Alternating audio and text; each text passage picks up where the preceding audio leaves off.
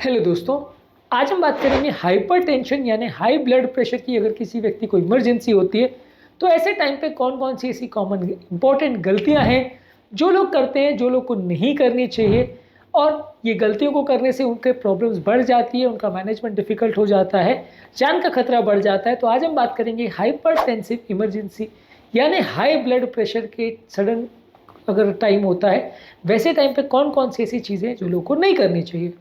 Discuss करने का purpose ये है कि इस तरह की गलतियां आप ना दोहराएं, क्योंकि ये गलतियां कॉमन हैं और अक्सर नुकसानदायक होती हैं। टॉपिक पे जाने से पहले जो लोग हमारे चैनल पर नए हैं उन्हें रिक्वेस्ट करूँ चैनल को सब्सक्राइब करें, वीडियोस को लाइक करें, शेयर करें, फॉलो करें, कमेंट करें, पूरा देखें। टॉपिक इंपॉर्टेंट है, एंड तक देखिएगा। चलिए शुरू कर।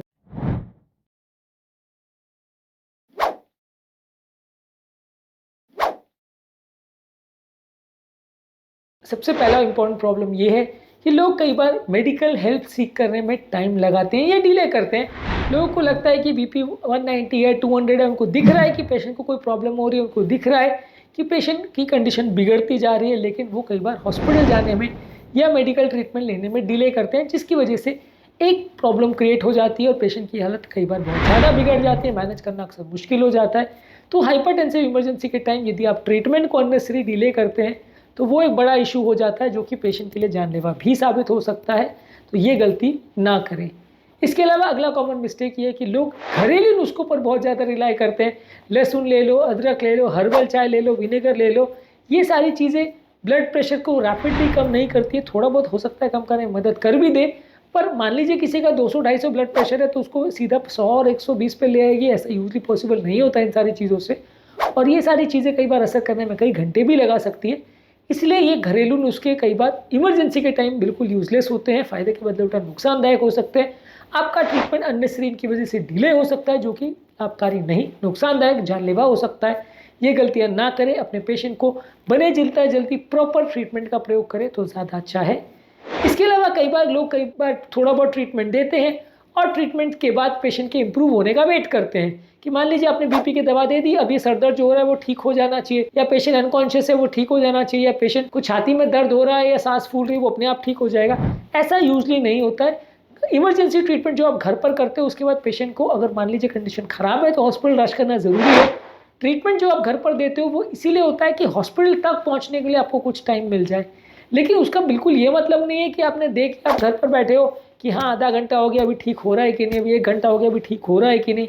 अगर आप ऐसा टाइम वेस्ट करोगे तो फ़ायदे के बदले नुकसानदायक होगा और पेशेंट को कई बार अनफोर्सिन प्रॉब्लम्स हो जाएगी, जो कि उसकी कंडीशन को और बिगाड़ सकते हैं, जान का खतरा भी कर सकते हैं। इसके अलावा कई बार लोग सेल्फ एडजस्टमेंट करते हैं मेडिसिन का। घर पर जो मेडिसिन अवेलेबल है वो 1 के बदले 4 डोज दे दी, पापा को या भाई बहन या किसी और रिलेटिव को जो दवा दी गई थी वो ले लिया लोगों ने। जो दवा उस पेशेंट को प्रिस्क्राइब नहीं थी, आपको पता भी नहीं है वो दवा कैसे काम करती है, क्या करती है, वो ले ली। ये सारी चीज़ें जो है नुकसानदायक होती है। कई बार फ़ायदे के बदले पेशेंट को कई बार इन सब चीज़ों से और नुकसान हो जाता है। हर दवा के अपने फ़ायदे नुकसान होते हैं, अपने देने के कारण नहीं, और कॉन्ट्रा इंडिकेशंस होते हैं। तो अगर आपको ये चीज़ों के बारे में कुछ भी नहीं पता है तो बिना डॉक्टर से पूछे यदि आप अनकंट्रोल वे में कोई भी मेडिसिन लेते हो तो फ़ायदे के बदले नुकसान हो सकता है, पेशेंट को जान का खतरा हो सकता है। तो ऐसी गलतियां ना करें। इसके अलावा कई बार लोग फास्ट एक्टिंग मेडिसिन जैसे कि निफेडिपिन है या क्विक एक्टिंग मेडिसिन किसी दोस्त से या किसी से पूछ के अपने घर पे रख लेते हैं, और जब कभी भी बीपी बढ़ता है तो तुरंत एक गोली ले लेते हैं। उसके बाद जब बीपी सडनली ड्रॉप होता है तो उनको समझ नहीं आता कि हो क्या रहा है और पेशेंट को सडनली प्रॉब्लम क्यों हो गई और एक्चुअल में इमरजेंसी क्यों थी, बीपी कम करना था कि नहीं करना था, कम करना था तो कितना करना था। ये सारी चीज़ों में अक्सर लोग गलतियां कर जाते हैं, जिसकी वजह से पेशेंट की हालत बिगड़ जाती है। तो ये गलतियां आप ना करें। घर पर मेडिसिन ना लें। घर पर अगर आप मेडिसिन ले रहे हो तो या तो पहले से पूछा हुआ होना चाहिए कि डॉक्टर से आपको कि क्या ले सकते हैं क्या नहीं, कौन सी दवा आपको प्रिस्क्राइब्ड है वो आप ले सकते हैं। और जो अगर रैपिड एक्टिंग मेडिसिन जैसे निफेडिपिन या इस तरह की मेडिसिन आप ले रहे हैं घर पर, तो वो दवाइयाँ बहुत जल्दी ब्लड प्रेशर को कम कर सकती है, ये बात में आपको पता होना चाहिए। और अगर ब्लड प्रेशर ड्रॉप हो तो क्या करना है, पेशेंट को हॉस्पिटल रश करना है, किस टाइम पे करना है, कैसे करना है, ये सारी चीज़ें पहले से प्री प्लान्ड होनी चाहिए, नहीं तो कई बार आपको उस समय दिक्कत हो जाती है। ये जो सबलिंगुअल हार्ट अटैक के टाइम देने वाली सॉर्बिट्रेट गोली भी होती है, ये भी कई बार सडनली ब्लड प्रेशर कम करती है। लैसिक्स जो कई बार पेशाब बढ़ाने के लिए दी जाती है, ये भी कई बार सडनली ब्लड प्रेशर ड्रॉप करती है। ये दवाई इमरजेंसी में ली जा सकती है, लेकिन ये दवाइयों को यूज़ करने से पहले अपने डॉक्टर से पूछ लें, या पहले से ही पूछ के रखें कि अगर इमरजेंसी हो तो क्या करना है, तो ये दवाई आपके पास अवेलेबल हो और डॉक्टर से पहले से पूछा हो तो ज़्यादा सेफ रहेगा, क्योंकि हर पर्टिकुलर व्यक्ति की रिक्वायरमेंट्स बॉडी की अलग अलग हो सकती है, हर पर्टिकुलर व्यक्ति की बीमारियाँ अलग अलग हो सकती है और हर एक व्यक्ति में अलग अलग दवाइयों का इफेक्ट और साइड इफेक्ट अलग अलग हो सकता है, इसलिए पहले से पूछ करके रखें तो ज़्यादा अच्छा है। इसके अलावा कई बार लोग over the counter available medicine का भी प्रयोग करते हैं, जैसे दुकान पे चले गए या बीपी की जल्दी दवा दे दो, वो कोई घबराहट की दवा दे देता है या सीडेटिव दवा दे देता है या एंग्जाइटी की दवा दे देता है या पेन किलर दे देता है या कोई डीकंजेस्टेंट दे देता है, तो ये सारी चीज़ों से कंडीशन बिगड़ सकती है। कई बार ऐसे टाइम पे कोई पेन वगैरह की वजह से बीपी शूट अप होता है और पेन को कम करने के लिए आप पेन किलर्स लेते हो, या कई बार सर दर्द और जुकाम की वजह से हेडेक होता है और हेडेक की वजह से बीपी शूट अप होता है, आप डीकंजेस्टेंट लेते हो तो ये डीकंजेस्टेंट भी बीपी और बढ़ा सकते हैं। तो ये दवाइयाँ यूजली अगर बहुत ज़्यादा बीपी की इमरजेंसी है तो पेन किलर्स या डीकंजेस्टेंट नहीं लेना चाहिए, ये बीपी को और ज़्यादा बढ़ा सकते हैं। इसके अलावा कई बार लोग अपने सिम्टम्स को इमरजेंसी को एक पैनिक अटैक या एंग्जाइटी अटैक के साथ कंफ्यूज करते हैं, जिसकी वजह से ट्रीटमेंट अननेसेसरी डिले होता है और पेशेंट को कई बार हॉस्पिटल पहुंचने में लेट हो जाता है। एंग्जाइटी या पैनिक की वजह से भी अगर बीपी आपका 200 के ऊपर चला गया तो एटलीस्ट एक बार डॉक्टर को फिर भी दिखा लेना अच्छा होता है।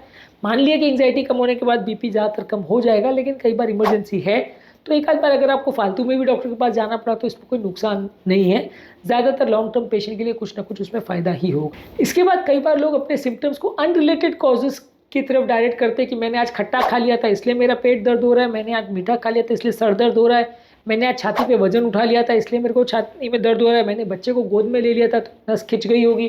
तो ये अननेसेसरी लोग कई बार कारण ढूंढने की कोशिश करते हैं और अपने 2 दिन या 4 दिन या 10 साल पुरानी एक्टिविटीज़ को भी लोग उससे कोरिलेट करते हैं। मेरे पास कई ऐसे भी पेशेंट आते हैं जो बोलते हैं मेरे को आज छाती में दर्द हो रहा है, मेरा आज से 14 साल पहले एक एक्सीडेंट हुआ था, साइकिल तब मार लग गई थी छाती पे तो उसकी वजह से हो रहा होगा।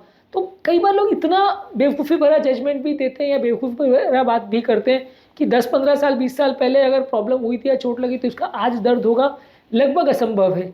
तो ये सारी चीज़ों की वजह से लोग अपने बीमारी को या प्रॉब्लम को अंडर एस्टिमेट करते हैं, उसको कोई गलत चीज़ के साथ कोरिलेट करते हैं जिसकी वजह से ट्रीटमेंट डिले होता है या गलत डायरेक्शन में ट्रीटमेंट चला जाता है। तो ये सारी चीज़ों को ना करें, ये डिसीजन आपके डॉक्टर पर छोड़ दें कि आपको ब्लड प्रेशर बढ़ा या जो इमरजेंसी क्रिएट हुई वो क्यों हुई, पर अननेसेसरी आप घर पर बैठ के कोई चीज़ों को कोरिलेट करने का कोशिश मत करिए, नहीं तो टाइम अननेसेसरी वेस्ट होगा, पेशेंट का एक्चुअल ट्रीटमेंट डिले होगा। इसके अलावा लोग कई बार घर पर बीपी मॉनिटरिंग नहीं करते हैं या गलत रिकॉर्डिंग करते हैं और अगर कंडीशन ठीक हो जाए तो उसके बाद रीचेक नहीं करते हैं। ये सारी भी इंपॉर्टेंट प्रॉब्लम्स होती हैं कि आप घर पे बीपी एपरेटस रखे हो लेकिन यूज़ नहीं प्रॉपर कर पा रहे हो या कर रहे हो तो गलत रीडिंग्स आ रही है, बार बार चेक नहीं कर रहे हो, तो ये सारी इश्यूज़ कई बार क्रिएट होती है। बीपी रिकॉर्डिंग के हिसाब से यदि आप प्रॉपर बीपी रिकॉर्डिंग नहीं कर रहे हो या बीपी की प्रॉपर मॉनिटरिंग नहीं कर रहे हो तो हाइपरटेंसिव इमरजेंसी को मैनेज करना अक्सर बहुत मुश्किल हो जाता है, हालत बिगड़ सकती है। इसलिए ऐसे टाइम पर आपको ज़रूरी है कि आप अपने ब्लड प्रेशर को प्रॉपरली मॉनिटर करें और उसको प्रॉपरली चेक करें और थेरेपी देने के बाद या दवा देने के बाद बहुत ज़्यादा या बहुत रिस्पॉन्स हुआ या नहीं हुआ वो सारी चीज़ों को भी प्रॉपरली मॉनिटर करें। और ये सब चीज़ों के लिए ज़रूरी है कि आपको पहले से बीपी एपरेटस को यूज़ करना और बीपी चेक करना आना चाहिए।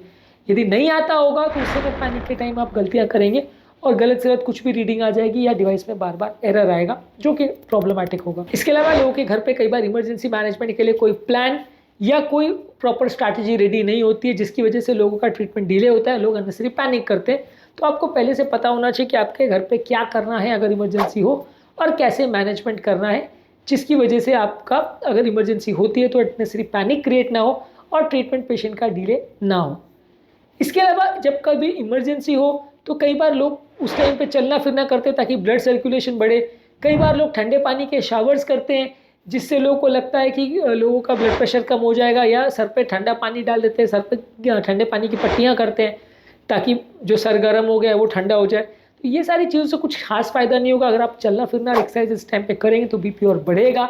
ठंडे पानी की पट्टियाँ या ऐसा कुछ करेंगे तो इसमें अननेसेसरी आपको स्ट्रेस ही होगा और इससे ब्लड प्रेशर को कम करने में एक्चुअल में कुछ ज़्यादा मदद नहीं मिलेगी। तो ये भी कई बार छोटे मोटे घरेलू टिप्स और ट्रिक्स है जो लोग यूज़ करने का प्रयास करते हैं जो कि फ़ायदा नहीं करते हैं, उल्टा नुकसान भी कर सकते हैं। तो ये सारी चीज़ों को अवॉइड करिए और एक्चुअल में जो चीज़ें फ़ायदा कर सकती है या जो मेडिसिन से फ़ायदा हो सकता है उन पर ज़्यादा फोकस करिए तो ज़्यादा अच्छा है। हाइपरटेंसिव इमरजेंसी के मैनेजमेंट में क्या क्या चीज़ें करनी चाहिए और इमरजेंसी में क्या क्या होता है, क्या फ़ायदा करता है क्या नहीं, इस पर ऑलरेडी हमने डिटेल वीडियोस किए हैं, इनको ज़रूर चेकआउट करें। इसके अलावा लोग अपनी अंडरलाइंग प्रॉब्लम जैसे किसी को किडनी का प्रॉब्लम है, किसी को डायबिटीज़ का प्रॉब्लम है, किसी को हार्ट का प्रॉब्लम है, उसको इग्नोर करते हैं हर एक बीमारी के हिसाब से बीपी की मेडिसिन अलग अलग रिक्वायरमेंट हो सकती है। हर एक दवा के अपने इफेक्ट, साइड इफेक्ट्स हो सकते हैं जो पहले की बीमारी के हिसाब से कोरिलेट करते हैं। तो वो सारी चीज़ों को इग्नोर ना करें। हर पेशेंट का बीपी सेम नहीं होता। किडनी पेशेंट की बीपी में दवाइयाँ अलग होती है, हार्ट फेलियर के पेशेंट में बीपी की दवाइयाँ अलग होती है, स्ट्रोक के पेशेंट में बीपी की दवाई अलग होती है। ये जानना और समझना आवश्यक है। इसके अलावा कोई और अगर मेडिकल इमरजेंसी की वजह से बीपी शूट अप हुआ है तो उसको भी ध्यान रखना जरूरी है। कई बार हार्ट अटैक की वजह से पेन होता है और उससे बीपी शूट अप होता है, लकवे की वजह से ब्रेन का प्रेशर बढ़ता है तो बीपी शूट अप होता है। इन सारी चीज़ों में अलग तरह का थेरेपी लगता है जिसके बारे में पेशेंट को जानना और समझना आवश्यक है। यदि गलत डायरेक्शन में थेरेपी जाती है या जितने डोज की रिक्वायरमेंट है उससे बहुत ज़्यादा या बहुत कम डोज देते हैं तो फ़ायदे के बदले नुकसान होता है। इसके अलावा घर पर अगर किसी हाइपरटेंसिव किसी व्यक्ति को इमरजेंसी होती है तो रेगुलरली उसको बाकी सारी चीज़ें जो हाइपरटेंशन मैनेजमेंट में ज़रूरी है वो रेगुलरली फॉलो करने की ज़रूरत है। नमक हमेशा कम रखना है, पानी थोड़ा प्रॉपरली मेंटेन करना है, बॉडी का ओवरऑल मेटाबॉलिज्म को प्रॉपर मेंटेन करना है, रेगुलर एक्सरसाइज करना है, वजन कम करना है और ब्लड प्रेशर की प्रॉब्लम्स के बारे में प्रॉपर एजुकेशन रखना है। ये सारी चीज़ें लॉन्ग टर्म मैनेजमेंट में आती है जिसके बारे में फोकस करने की आवश्यकता है ताकि अगली बार प्रॉब्लम ना हो। अगर एक बार किसी व्यक्ति को हाइपरटेंशन का इमरजेंसी या प्रॉब्लम हो गया है तो उसको प्रॉपरली जानकारी उस बारे में होना आवश्यक है ताकि वो दूसरी बार उस प्रॉब्लम से बच सके और या अपने फ्रेंड्स या रिलेटिव्स को बचा सके। इसके अलावा एक और चीज़ ये कि कभी कभी ऐसा होता है कि लोग के घर पे किसी को हाइपरटेंशन इमरजेंसी होता है लेकिन लोग उसको रिकॉग्नाइज करने के बदले उस समय ऐसी ऐसी चीज़ों को यूज़ करते हैं जो बहुत स्लो एक्टिंग है। मान लीजिए आपने उस समय पे व्यक्ति का खाना में नमक कम कर दिया या उस समय उसको एक गिलास पानी दे दिया या उस समय उसको कोई चाय कॉफ़ी दे दिया जिससे बॉडी में थोड़ा सा पानी निकल जाए। इस तरह की कोई चीज़ अगर आप उस समय करते हैं तो वो जल्दी एक्ट नहीं करेगा, बहुत स्लो एक्ट करेगा और इमरजेंसी में लाभकारी नहीं होगा। तो आपको पता होना की आवश्यकता है कि कौन सी चीज़ कितने टाइम में असर दिखाएगी। अब अगर व्यक्ति एक्सरसाइज करेगा या नमक कम करेगा या वजन कम करेगा, ये सारी चीज़ें इमरजेंसी की नहीं होती है, ये सारी चीज़ें लॉन्ग टर्म मैनेजमेंट के लिए होती है। तो आपको पता होने की आवश्यकता है कि कौन सी चीज़ से उस टाइम में फ़ायदा होगा, कौन सी चीज़ से फ़ायदा नहीं होगा, कौन सी चीज़ें शॉर्ट टर्म मैनेजमेंट के लिए दी जाती है, कौन सी चीज़ें लॉन्ग टर्म मैनेजमेंट के लिए दी जाती है। ये सारी चीज़ों में थोड़ा जानकारी होना आवश्यक है, नहीं तो आप गलत चीज़ों पर विचार करते रहोगे और पेशेंट का टाइम वेस्ट होता रहेगा। इसके अलावा जहाँ कहीं भी प्रॉब्लम है तो नज़दीक के हॉस्पिटल में पेशेंट को लेके जाइए। जहाँ पे भी प्रॉपर फैसिलिटी अवेलेबल है आईसीयू की या हॉस्पिटल केयर की, वहाँ पे पेशेंट को लेके जाएंगे तो कंपैरेटिवली चांसेस बेटर रहेगा कि इमरजेंसी मैनेजमेंट अच्छे से हो जाए। अगर किसी पेशेंट को हॉस्पिटल आप नहीं लेके जाते हैं हाइपरटेंसिव इमरजेंसी में तो कभी कभी ये जानलेवा हो सकती है। ज़्यादातर एक बार पेशेंट अगर हॉस्पिटल पहुंच जाता है और अगर बहुत डेंजरस कोई इमरजेंसी नहीं है, जैसे कोई स्ट्रोक या एओर्टिक डिसेक्शन नहीं है या हार्ट अटैक ऐसा कुछ नहीं है, तो ज़्यादातर पेशेंट्स को बचाया जा सकता है और प्रॉब्लम मोस्टली नहीं आती है। डिले करने की वजह से अननेसेसरी पेशेंट की हालत बिगड़ जाती है जो कि कई बार प्रॉब्लमैटिक होती है। तो बहुत अननेसेसरी डिले नहीं करें और अगर ऐसी प्रॉब्लम हो रही है प्रॉम्प्टली उसको रिकॉग्नाइज करें और तुरंत हॉस्पिटल पेशेंट को लेके जाएं। सबसे इंपॉर्टेंट स्टेप यही है हाइपरटेंशन के मैनेजमेंट में कि परे जितना जल्दी इमरजेंसी कंडीशन में पेशेंट को हॉस्पिटल लेके जाएं। इमरजेंसी की डेफिनेशन क्या है और प्रॉपर मैनेजमेंट क्या है और कब पेशेंट को हॉस्पिटल ले जाना चाहिए, ये सारी चीज़ों को हमने अलग वीडियो में डिस्कस किया है। जब कभी भी हाइपरटेंशन हो तो क्या क्या चीज़ें करनी चाहिए शॉर्ट में बात कर लेते हैं। यूजली हाइपरटेंशन हो और आपको पता है कि बीपी बहुत ज़्यादा है और पेशेंट को नुकसान कर सकता है तुरंत में, तो उससे मैं काम रहिए। जो दवाइयाँ पेशेंट को पहले से पता है कि इसके उपयोगी है वो दवाई ले लीजिए। एक्स्ट्रा डोज अगर डॉक्टर से पूछ के आप ले लो तो ज़्यादा अच्छा है। इसके अलावा कोई ड्रास्टिक एक्शंस नहीं करने, कोई बहुत अग्रेसिव मेडिसिन या 5-5, 6-6 गोलियाँ नहीं खा लेनी है। जितना डोज डॉक्टर ने प्रिस्क्राइब किया है या पहले से आपने पूछ रखा है उतना ही खाइए। पहले से इस बारे में तैयारी रखें तो ज़्यादा अच्छा है क्योंकि इस तरह के सिचुएशंस कई बार सडनली अराइज होते हैं और उस समय मैनेज करना कई बार मुश्किल हो जाता है। कई बार वैसे टाइम पे डॉक्टर से कॉन्टैक्ट करना भी मुश्किल हो जाता है। तो पहले से अगर सिचुएशन की तैयारी हो तो ज़्यादा अच्छा है। आज के टॉपिक में हमने बात करी कि यदि किसी व्यक्ति को अगर हाइपरटेंशन का इमरजेंसी है तो कौन कौन सी ऐसी कॉमन गलतियाँ हैं जो लोग करते हैं जो ऐसे टाइम पर नहीं करनी चाहिए। इसके अलावा हाइपरटेंसिव इमरजेंसी और हाइपोटेंसिव इमरजेंसी पर हमने ऑलरेडी सेपरेट वीडियोस किए, उनको भी जरूर चेकआउट करें। टॉपिक एंड करने से पहले जो लोग हमारे चैनल पर नए हैं उन्हें रिक्वेस्ट करूँगा कि चैनल को सब्सक्राइब करें, वीडियोस को लाइक करें, शेयर करें, फॉलो करें, कमेंट करें, पूरा